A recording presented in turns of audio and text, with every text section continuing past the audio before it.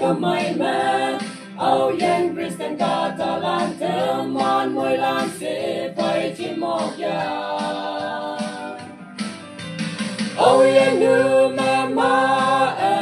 ngô năng chỉ phải chơi cho quang kim chừng yam mẹ sống để sa thơ mòn phải là giờ ai cho lại nào mẹ ngô năng thơ mòn hằng cái đêmกันจริงอะไรอย่ากันจริงไปอย่าชี้หาป่วยได้กาปาเยี่ยปากไม้ใส่ซักสินางยา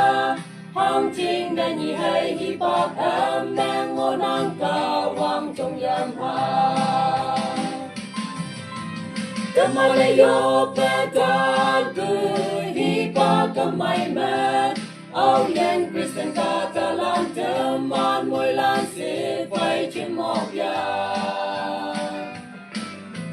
âu yên nữ mẹ ma ngô năng thì phải chơi cho vòng kim chừng yam mẹ y sống để sa thơ mòn phải là giờ cái nhiệt vui linh thơ mòn có vòng yêu xin về cho cây một bụi ya phân mẹ ngô năng cả mẹ winter hoa ta mà nam đi yi say cả quang cái trồng hoa ya ha mẹ xin nhau yang li pa lan chơi lấy bự ai ya ha ta mà đi yo cả can bự hi pa cả mai mẹ âu yên Kristen ta ta lan thơ mòn môi lan sẽ phải chim một giờ âu yên nữ mẹ ma ngô năng thì phải chơi ca hoàng kim chừng yam mẹ y sống để sa thơ mòn phải là giờ